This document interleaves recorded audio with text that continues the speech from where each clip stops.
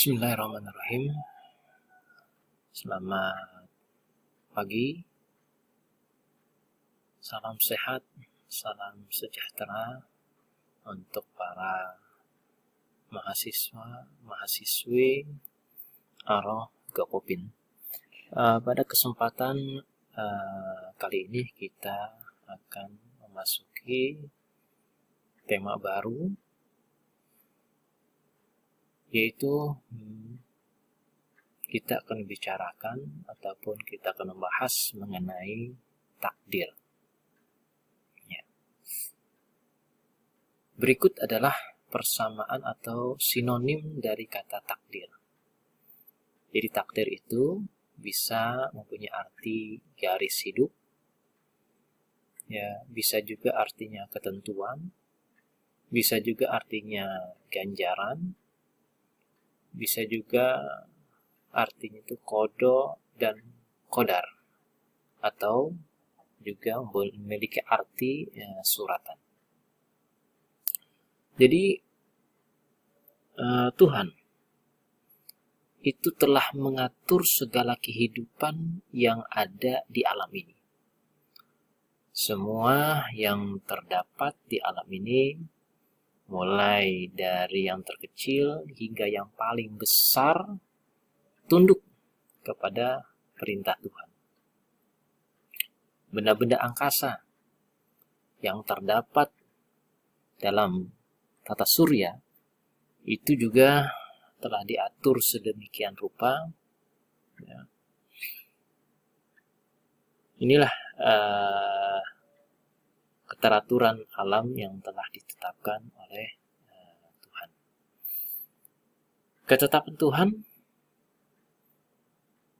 terkait hidup, mati, jodoh, dan rizki itu telah tertulis di suatu tempat yang amat dirahasiakan.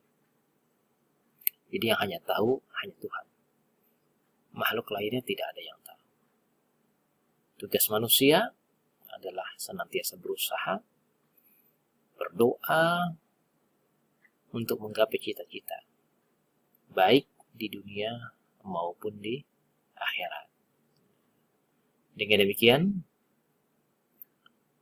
beriman kepada qada dan qadar, ataupun beriman kepada atau percaya kepada takdir Tuhan, semestinya manusia akan berusaha menjadi insan yang lebih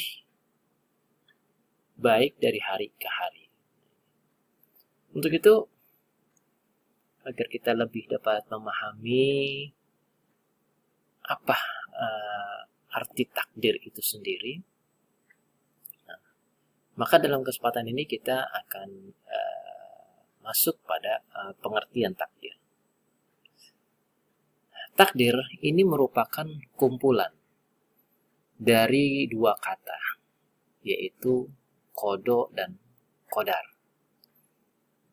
Kodo secara bahasa yaitu memiliki arti ketetapan, ketentuan, kehendak, dan lain-lain. Sedangkan kodo secara istilah yaitu ketetapan, ketentuan Tuhan. Dari sejak zaman belum diciptakannya seluruh makhluk hidup atas segala sesuatu yang berkaitan dengan kehendak Tuhan. Nah, ini arti kodo secara bahasa dan istilah. Sedangkan kodar secara bahasa, ya, yaitu kepastian, ukuran, dan lain-lain.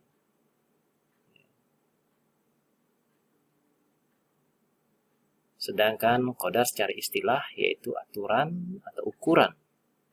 Aturan atau ukuran yang diciptakan oleh Tuhan sebagai perwujudan ketetapan terhadap segala sesuatu yang berkaitan dengan makhluknya. Nah, ini pengertian kodo dan qadar. Jadi takdir ini merupakan kumpulan dari dua kata yaitu kodo dan qadar. Ya, jadi berasal dari bahasa Arab. Perpaduan antara kodo dan qadar inilah yang disebut dalam masyarakat kita dengan istilah takdir.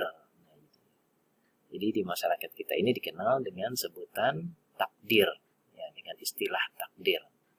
Jadi takdir berlaku untuk semua makhluk hidup, baik yang telah, sedang, maupun yang akan terjadi.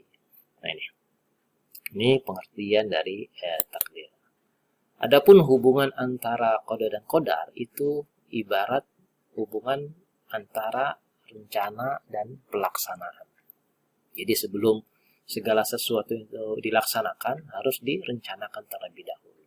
Itu seperti kita ingin membangun rumah, ya kan? Sebelum kita membangun rumah pasti ada rencana. Nah, ya, kira-kira biayanya berapa? Kira-kira bentuk rumahnya nanti seperti apa? Jadi segala sesuatunya direncanakan. Setelah direncanakan baru dilaksanakan. Begitu juga antara qada dan qadar. Jadi hubungannya itu ibarat seperti rencana dan pelaksanaan. Jadi ada keterkaitan hubungan satu dengan yang lainnya. Jadi suatu hal yang tidak bisa dipisahkan. Nah, para mahasiswa-mahasiswi Araga UPIN yang berbahagia, kemudian kita masuk pada macam-macam takdir. Nah, ini. Jadi takdir itu ternyata ada macamnya. Ya. Dalam kehidupan sehari-hari, banyak kejadian yang dialami oleh manusia. Baik yang sesuai dengan keinginannya maupun yang bertentangan dengan keinginannya. Kerja atau usaha seseorang ada kalanya memperoleh hasil. Ada kalanya mengalami kegagalan. Dalam kehidupan sehari-hari kita menyaksikan ada orang kaya. Dan ada juga orang miskin. Ada yang untung, ada yang merugi, dan lain sebagainya. Maka dalam hal ini takdir ya, dapat dibagi menjadi dua macam. Apa saja? Yang pertama yaitu takdir yang tidak dapat dirubah. Ya, takdir yang tidak dapat dirubah. Ya. Atau dalam istilah bahasa Arabnya adalah takdir mubrom. Takdir mubrom, ya. Yaitu takdir yang tidak dapat dirubah. Apa itu takdir mubrom atau takdir yang tidak dapat dirubah? Yaitu takdir yang terjadi pada diri manusia dan tidak dapat diusahakan atau tidak dapat ditawar-tawar oleh manusia. Nah ini contohnya apa? Kematian. Ini takdir yang tidak bisa dirubah. Atau yang tidak bisa diusahakan. Ya, kalau manusia sudah mati, ya mati. Kemudian warna kulit. Nah, warna kulit juga tidak bisa dirubah. Ya. Walaupun kita suntik, ya, supaya kulit kita menjadi putih, tetap saja. Ketika kita mempunyai anak, emang kalau awalnya hitam, tetap hitam. Ya, jadi tidak bisa dirubah. Gen tidak bisa dirubah. Kemudian, yang kedua adalah takdir yang dapat dirubah. Atau istilah bahasa Arabnya adalah takdir mu'allak. Nah ini, takdir yang dapat dirubah atau takdir mu'allak. Ya apa itu takdir yang dapat dirubah atau takdir mu'allak? Yaitu takdir yang terjadi pada diri manusia. Yang dapat diusahakan oleh manusia. Contohnya apa? Jadi kaya. Ya, kalau ingin jadi kaya harus bekerja keras. Ya. Atau ingin memiliki prestasi. Ini harus ada usaha yang maksimal dan lain sebagainya. Ya, ini adalah suatu pembagian macam-macam takdir. Ya, jadi harus kita tahu bahwa takdir itu ada dua, ada yang bisa dirubah, ada yang tidak bisa dirubah. Ya, istilahnya mubrom dan mu'allak. Nah, selanjutnya kita masuk pada pembahasan berikutnya yaitu mengembangkan sikap positif terhadap takdir. Mengembangkan sikap positif terhadap takdir. Jangan dalam masalah ini yang kita kembangkan adalah sikap negatif kita terhadap takdir. Tapi dalam hal ini yang harus kita kembangkan adalah sikap positif kita terhadap takdir. Nah, sebagai seorang manusia yang taat beragama, ini wajib memiliki sikap yang positif terhadap takdir Tuhan. Lalu sikap positif terhadap takdir Tuhan ini apa saja? Yang pertama, selalu semangat berusaha untuk mencapai keberhasilan. Ini yang pertama. Ya, selalu semangat berusaha untuk mencapai keberhasilan. Yang kedua, menyerahkan segala persoalan kepada Tuhan. Setelah kita berusaha, kita serahkan segalanya kepada Tuhan. Nanti bagaimana keputusan Tuhan. Kemudian ketiga, membiasakan diri untuk selalu bersyukur atas karunia Tuhan yang diberikan kepada kita. Ini harus membiasakan diri bersyukur. Yang keempat, meningkatkan ketaatan atau kepatuhan kepada Tuhan. Yang kelima, menerima dengan penuh ikhlas segala apa yang telah ditetapkan oleh Tuhan. Jadi, ketika Tuhan telah menetapkan seperti ini, kita harus ikhlas menerimanya. Yang keenam, sabar atau tahan godaan. Inilah sikap positif yang harus kita kembangkan, ya, yang harus kita terapkan terhadap takdir ataupun ketetapan Tuhan. Kemudian yang berikutnya adalah hikmah atau manfaat apa yang dapat kita peroleh dengan kita percaya kepada takdir. Dengan percaya kepada takdir, banyak hikmah yang amat berharga bagi kita dalam menjalani kehidupan dunia dan mempersiapkan diri untuk kehidupan akhirat. Ya, akhirat, kehidupan akhirat. Adapun hikmah atau manfaat dari kita percaya pada takdir Tuhan. Hikmah yang pertama adalah melatih diri untuk selalu bersyukur dan bersabar. Ya, karena orang yang percaya kepada takdir, apabila dia mendapat keberuntungan, maka ia akan selalu bersyukur. Karena keberuntungan itu merupakan nikmat Tuhan yang wajib disyukuri.